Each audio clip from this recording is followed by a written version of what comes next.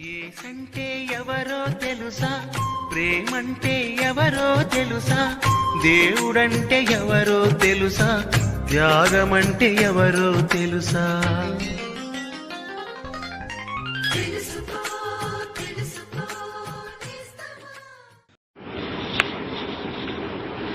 ప్రభువైన యేసుక్రీస్తు అతి శ్రేష్టమైన నామమున మీకు వందనములు. పవిత్రమైన బైబిల్ నందలి యోబు గ్రంథము 9వ అధ్యాయము 2వ వచనములో యోబు తన స్నేహితులతో ఈ రీతిగా ప్రశ్నిస్తున్నాడు. నరుడు దేవుని దృష్టికి ఎట్లు నిర్దోషి అగును. రోమాపత్రికలో ఈ రీతిగా చదువుచున్నాము. నీతిమంతుడు లేడు, ఒక్కడునూ లేడు, గ్రహించువాడెవడునూ లేడు, దేవుని వెదుకువాడెవడునూ లేడు.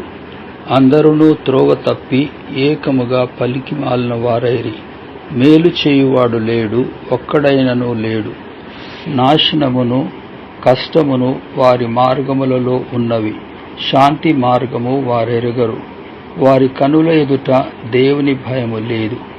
ఇలాంటి పాపాత్ముడు దేవుని దృష్టిలో ఎట్లు నీతిమంతుడు కాగలడు. ప్రభువైన యేసుక్రీస్తు నిర్దోషి, నిష్కలంకుడు, పాపము లేనివాడైయుండియు మానవుల పాపభారమును మోసుకొని దుఃఖమును, నిందలను, దేవుని ఉగ్రతను సహించెను.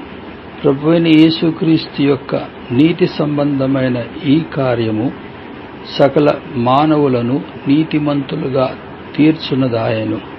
పాపమెరుగని ఆయన దేవుని ద్వారా పాపులలో ఎంచబడెను. అందుకని ఆయన యందు విశ్వసించు మనము దేవుని నీతిగా ఎంచబడి ఉన్నాము. పవిత్రమైన బైబిలు గ్రంథమందలి యోహాను సువార్త 19వ అధ్యాయము 30వ వచనములో ఇలాగు చదువుచున్నాము. యేసు ఆ చెరక పుచ్చుకొని సమాప్తమైనదని చెప్పి తలవంచి ఆత్మను అప్పగించెను.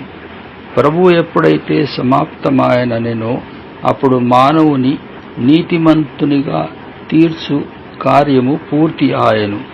నేడు ప్రభువైన యేసుక్రీస్తునందు విశ్వాసముంచి నీతిమంతులుగా మీరును తీర్చబడవలనని మీ నిమిత్తము మేము చేయు ప్రార్థన.